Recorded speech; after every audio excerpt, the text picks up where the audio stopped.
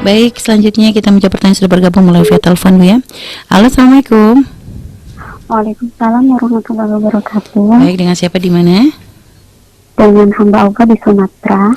Dengan hamba Allah di Sumatera. Baik, silakan langsung kepada Bu ya. Ya, saya begini Bu ya. Saya berumah tangga sudah 6 tahun lebih. Di saat menikah, kami bisa dikasih piagam nasihat perkawinan. Namun kami cuma dapat piagam saja Bu ya. Nasihatnya tidak ada. Makanya suami saya kurang paham masalah talak. Suami tidak tahu batas-batas talak dan mentalak istri adalah hak suami. Suami juga tidak tahu itu. Suami tahunya talak itu jatuh kalau adanya kesepakatan dari suami istri Bu ya. Terus tentang talak kinayah juga kami benar-benar tidak tahu Bu ya. Mendengarnya pun kami tidak pernah. Baru beberapa bulan terakhir ini suami buka YouTube dan melihat ceramah ustadz-ustadz tentang talak kinayah. Disitulah kami baru tahu kalau ada yang namanya talak kinayah. Dan na'udzubillah, setelah diingat-ingat, suami pernah mengirim SMS tentang pisah kepada saya. Dia juga pernah mengucapkannya secara langsung. Itu terjadi sekitar 3 tahun lalu Bu ya. Namun kami lupa-lupa ingat kalimat detailnya itu seperti apa karena sudah lama. Ingatnya pun suami lupa-lupa juga. Jadi semuanya penuh keraguan-raguan. Suami merasa niat tidak mencerai? Suami niat itu ya kata-kata itu aja. Tidak niat, baik. Terus baik. Sampai akhirnya kami bingung harus bagaimana Bu ya. Nah sekarang bisa dibilang suami saya itu depresi Bu ya. Baik, suruh dengar. Baik. Karena perasaan takut itu sangat besar. Baik.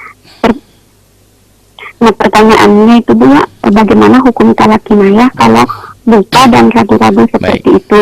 Terus yang kedua, jika suami mengucapkan talak kinayah, niatnya itu seperti apa Bu ya? Apa cerai saja atau ingin cerai, atau kita cerai saja, atau harus yang tegas seperti kamu saya cerai. Baik. Terus yang ketiga itu, jika seandainya suami mengucapkan kinayah, setelah itu suami teringat akan cerai, namun suami juga masih berpikir kalau tidak mungkin saya cerai atau pisah beneran, apa kata keluarga atau orang-orang, itu bagaimana hukumnya Bu ya? Baik, terima kasih Bu ya. Terima kasih Bu ya atas jawaban. Mohon agar suami bisa mendengar ini, tidak perlu depresi, tidak perlu bingung. Yang jelas suami Anda punya iman. Karena takut kalau sudah cerai berarti kan zina. Itu suami Anda punya iman. Dia istimewa, dia suami yang soleh. Dan Anda pun solehah, insya Allah. Jadi begini, pernikahan Anda sudah jelas pasti adanya. Nggak perlu ragu, pernikahannya adalah sah. Sekarang kisah perceraiannya itu adalah dalam keraguan-raguan. Ragu artinya belum jelas. Tolaknya bukan soreh, bukan terang-terangan. Kinayahnya pun masih lupa. Niatnya iya atau enggak, kalimatnya pun detailnya sudah enggak, maka Anda tidak usah pikirin itu semuanya. Maka tidak usah Anda pikirkan yang demikian itu. Jadi Anda tidak usah mikirkan itu, karena apa? Suami Anda sendiri juga tidak begitu ingat lafadznya. Kalaupun ingat lafadznya, niatnya juga nggak ada. Bahkan tadi malah maraku, ingat masih berpikir setelah itu, berpikir setelah itu nggak ada. Jadi itu adalah nggak usah dipikirkan, pernikahan Anda adalah sah, ya. Pernikahan Anda adalah sah dan nggak jadi masalah. Kemudian kalimat sehat tolak itu bahasanya adalah jelas. Tolak yang sore itu harus bahasa jelas, bukan ada akannya, bukan bahasa cerita, tapi bahasa mengajak bicara. Engkau aku cerai, begitu.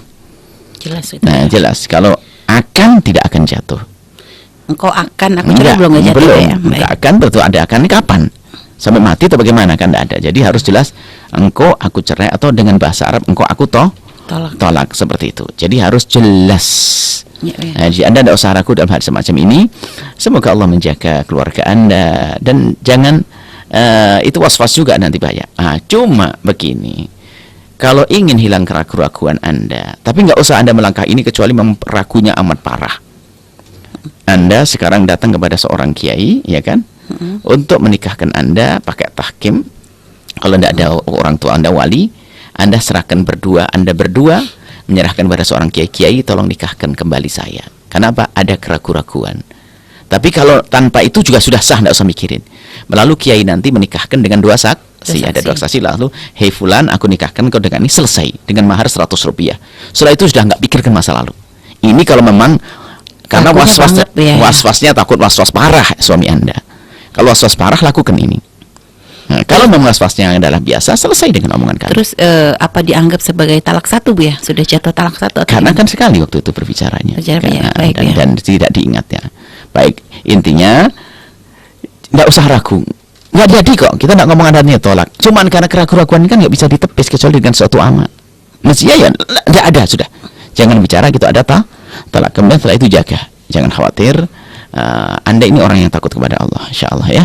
Kemudian setelah itu jangan bicara tentang masalah pisah dan sebagainya. Kemudian juga hati-hati urusan masalah talak. Kemudian setelah itu biarpun hati-hati jangan sampai masuk wilayah was-was. Tanyakan kalau sudah ada ustadz di kiri kanan Anda yang Anda duga dia alim berkata tidak talak, ya sudah, jangan bingung lagi. Karena harus percaya. Apalagi Anda sudah bertanya kepada kami, harus percaya supaya Anda tidak tenang lagi. Kalau Anda ada artinya. Kalaupun Anda tidak percaya, nanti sama lagi, ketemu yang lain juga ragu lagi. Sudah selesai, cukup. Kalau Anda bertanya pada seseorang, dia akan menjawab dengan ilmunya, dia akan menjawab di hadapan Allah, karena dia tidak akan bohong, tidak akan menjerumuskan. Begitu. Kalau Anda ragu lagi, tanya lagi, bingung terus sampai kapan doanya. Ada orang seperti itu. Tanya ini karena nggak puas, tanya ini nggak puas, sampai saya mojong bingung tadi. Akhirnya kadang-kadang kalimatnya jadi rubah. Kok Ustaz ini beda jawabannya? Nah, ini jadi masalah. Cukup kalau Anda memang seperti Anda sampaikan, jawabannya seperti ini. Anda perlu tenang, tidak usah ragu lagi. Dan kemudian tidak usah bertanya-tanya lagi. Nanti Anda masuk was-was yang lebih luas lagi. Seperti itu.